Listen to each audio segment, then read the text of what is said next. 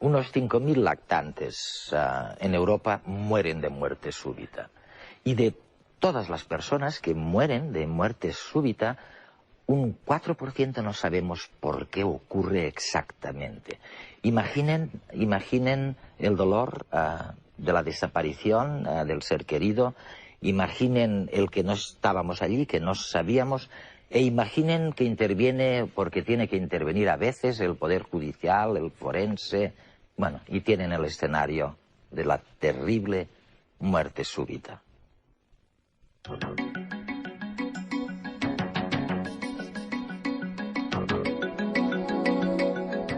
William McKenna es profesor de medicina en la Universidad de Londres. Reconocido cardiólogo, sus numerosos trabajos investigan las causas que conducen a la misteriosa muerte súbita.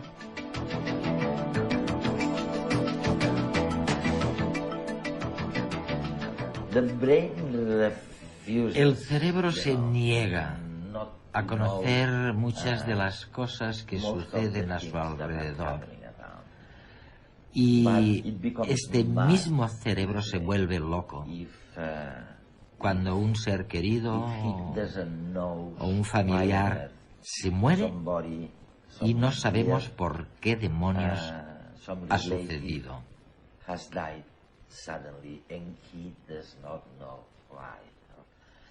Wow. ¿Tenemos algún dato de la primera muerte súbita que se registró en la civilización la occidental, por ejemplo? Esta es una buena pregunta.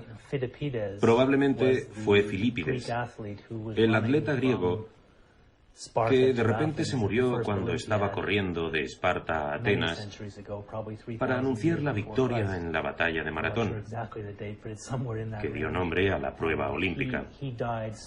No sabemos si murió de algunas de las enfermedades que ahora conocemos o si murió de cansancio, o quizá le envenenaron otros atletas. ¿Quién sabe? Pero esta fue la primera muerte súbita registrada. Pero ahora sabemos algo más, gracias a ti y a tus colegas. Empezamos a saber algo, y la gran contribución vuestra ha sido la de identificar que tal vez un 70 o un 80% de las causas de muerte súbita, tú dices, son genéticas. Si una persona joven, digamos de menos de 25 años, muere de muerte súbita y de forma inesperada, cuando se le hace la autopsia y le analiza el corazón un forense muy experto, se puede ver cómo de un 75 o un 80% o más de los casos hay una causa cardíaca en el corazón o en los vasos del corazón. Si se analizan esas causas, se puede ver cómo la gran mayoría de ellas son heredadas. Son enfermedades en las que hay una anormalidad genética que se heredó de uno de los dos padres y que potencialmente se puede transmitir a la siguiente generación. Vamos a analizar una por una estas causas genéticas. La una la llamáis hipertrofia miocardiovascular. Bueno, una palabra complicadísima. Y dices que son las células del músculo del corazón que en lugar de permanecer en un orden perfecto, como un ejército, se mezclan unas con otras y están desorganizadas, en cierto modo. Efectivamente. Sí. Bueno, esta es la primera causa y la más importante. Y sabes que mucha gente de la que muere, de muerte súbita, tiene esta hipertrofia. Es una situación en la que el músculo es más grueso, es decir, el mismo músculo del corazón. El corazón solo es una bomba mecánica. Y si se analiza bajo el microscopio se puede ver cómo el corazón está formado por células musculares, que son unas unidades menores. Y estas células musculares están desorganizadas. En lugar de tener una formación alineada y perfecta, están completamente desorganizadas. Y se puede ver, ¿no? Sí, se puede ver en el microscopio. Y lo que sucede es que la electricidad tiene que pasar a través del corazón de una forma homogénea para que libere una pequeña cantidad de electricidad, estimule el músculo y haga que se contraiga.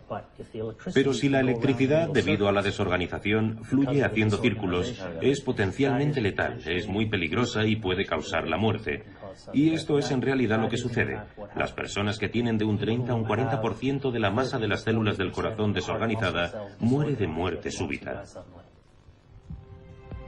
La cardiomiopatía hipertrófica es una enfermedad hereditaria conocida también como la enfermedad de los atletas, ya que es una de las principales causas de muerte súbita en deportistas jóvenes y sanos. Afecta directamente al músculo cardíaco. Este se engrosa e impide el funcionamiento normal del corazón. En algunos casos, el tabique que separa el lado izquierdo del derecho sobresale hacia el ventrículo izquierdo. En otros casos, se agrandan los músculos de ambas cavidades inferiores. Estas paredes musculares pueden obstruir parcialmente el flujo sanguíneo o dificultar el reposo del corazón entre latidos, impidiendo que éste se llene de sangre. Además, las células de estas paredes se desorganizan, provocando un desarreglo en los impulsos eléctricos que recorren el músculo, y esto genera arritmias cardíacas que en ocasiones pueden llegar a ser letales. La enfermedad puede detectarse debido a síntomas como dificultades para respirar, dolor en el pecho, palpitaciones, fatiga, mareos e incluso desmayos durante un ejercicio físico intenso. En casos leves, el tratamiento más indicado es evitar actividades físicas intensas, pero cuando el daño cardíaco es grave, se hace necesaria la intervención quirúrgica para extirpar la parte del tabique que obstruye el flujo de sangre. En casos de síntomas moderados, se utilizan medicamentos que favorecen el llenado del corazón o que reducen el exceso de líquido en el organismo y, en consecuencia, alivian el esfuerzo de bombeo. También se utilizan para hacer más flexibles los músculos endurecidos o para normalizar las arritmias cardíacas. La prevalencia de la cardiomiopatía hipertrófica es de 2 a 5 personas por cada 1000. Como medidas preventivas, los médicos aconsejan un examen a los familiares cercanos al paciente, aunque estos no presenten síntomas, ya que debido al origen genético de la enfermedad, en más de la mitad de los casos, los parientes corren el riesgo de sufrir sus efectos. Es increíble lo que ha sucedido con este tema. Hasta hace muy poco tiempo nadie realmente se interesaba mucho si alguien moría de muerte súbita. Quiero decir que nadie investigaba. Le sucedió a alguien que yo conozco.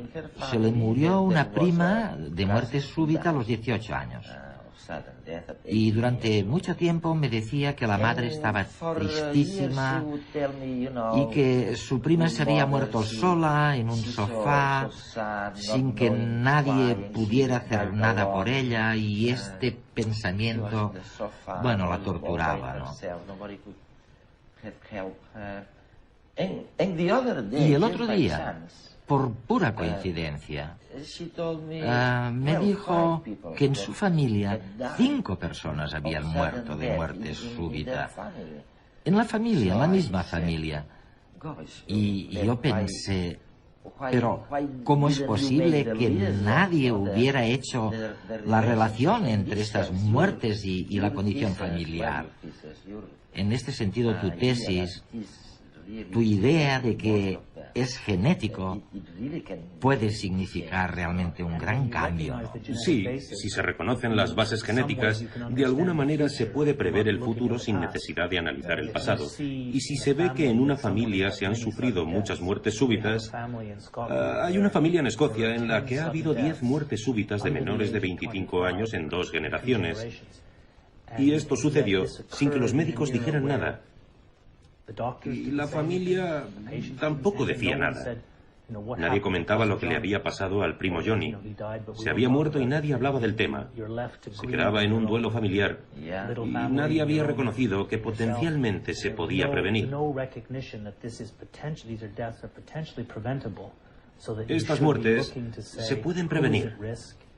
Y lo que se debería hacer es identificar a los individuos que están en peligro, hacerles electrocardiogramas, ecografías del corazón y averiguar quién más de la familia está en riesgo. Supongamos que gracias a darse cuenta de la naturaleza genética de la enfermedad, alguien descubre que tiene la cardiomiopatía hipertrófica, de acuerdo, y que hay 4 muertes en las últimas 3 generaciones. Por ejemplo, bien, ¿qué se puede hacer? Esta es la pregunta clave, porque si no se puede hacer nada, quizás prefieras no saberlo, pero en este caso sí que se puede. Es necesario seguir el siguiente procedimiento: hablar con los pacientes y examinarlos, hacerles un electrocardiograma que mida el nivel de electricidad en el corazón, hacer una ecografía de corazón para ver si se ha hecho más grueso el músculo del corazón.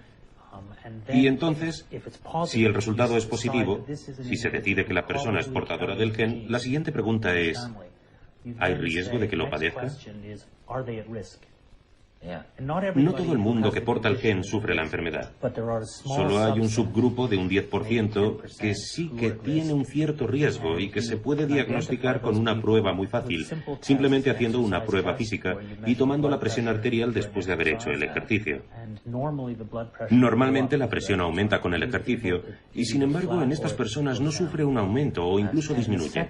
Una segunda prueba que es útil es hacer un electrocardiograma durante 24 horas donde se buscan irregularidades en el latido del corazón. ¿Algún tipo de arritmias? Sí, arritmias en particular. Una vez identificados, se obtiene el subgrupo que necesita tratamiento para prevenir la muerte súbita con fármacos o con el marcapasos especial que existe ahora, llamado desfibrilador cardioversor implantable, DCI. Que simplemente se implanta en uno de los músculos del pecho y tiene unas tomas que van al corazón. Y cuando el corazón muestra una arritmia, el marcapasos reconoce un ritmo anormal y envía un choque eléctrico.